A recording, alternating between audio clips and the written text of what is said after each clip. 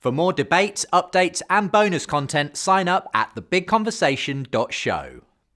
Peter, are you satisfied that we've got a historically reliable set of sayings and stories and words of Jesus that haven't really changed a great deal from what he would have actually said to people? So I think it's really the simplest hypothesis. So if we look at things that are only in Matthew or only in Luke as sort of for the sake, and what you find is these things fit very well with their early context. I mean, whoever comes up with the story of the Good Samaritan, the rich man and Lazarus, the prodigal son. I mean, there's some genius at an early stage, and it makes far more sense to me to say this is Jesus. These stories also have huge integrity. They have very deep Old Testament references.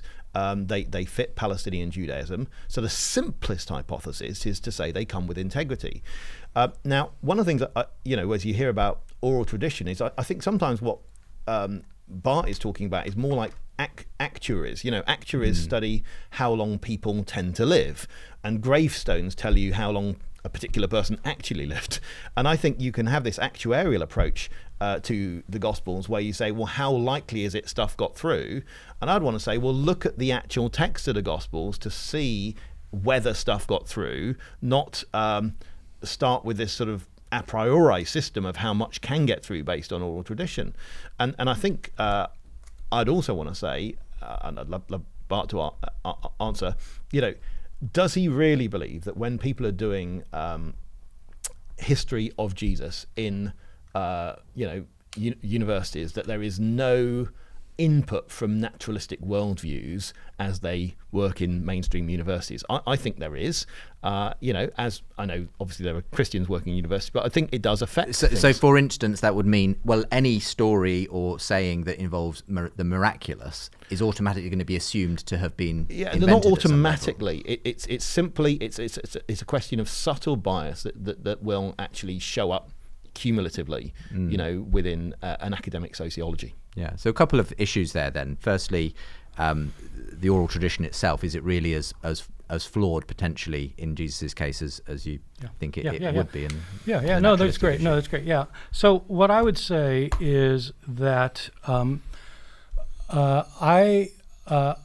I do not approach the Gospels with an a priori view of how oral tradition works. I didn't start studying oral tradition until about 5 or 6 years ago. And I knew years before that there were problems in the Gospels, because when you compare two accounts with each other, they're at odds in ways that can't be reconciled. And so the only reason to look at oral tradition for me was to see, well, why is that? And so I didn't approach it with any kind of a priori sense of it. I just started reading the scholarship. And if anyone thinks that the stories about Jesus were preserved intact without change over 40, 50 years, then I would say two things. One is, how do you demonstrate that from the fact that you've got Gospels that have differences in them that are irreconcilable? Secondly, what do you say about all this scholarship? I mean, I listed a bunch of names earlier of scholars who aren't, they're not interested in showing whether Jesus existed or whether Sure.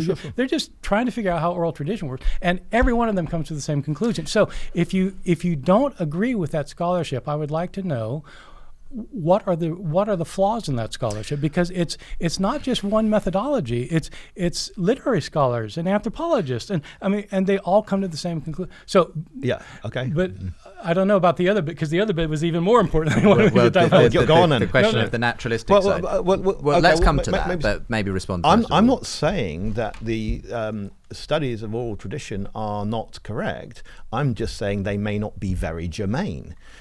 We have the four Gospels, and you start with the text and say, we don't know that this comes through a long line of oral tradition. We simply don't know that. You have the text of the Gospels. The Gospels don't come with dates on. The question is, when we look at the text itself, are there signs of reliability? And what I'd want to say is, because of the consistent pattern of getting Palestinian culture, geography, religion, and so on right, it doesn't make a lot of sense to say that what we have in these Gospels is coming through a very long Right. Well, I would just say that's and you would say, so are you saying then that you don't think there's a sort of, as you say, telephone game here where it's changing over that's time? what I'm saying. So it's not a question of particularly about time.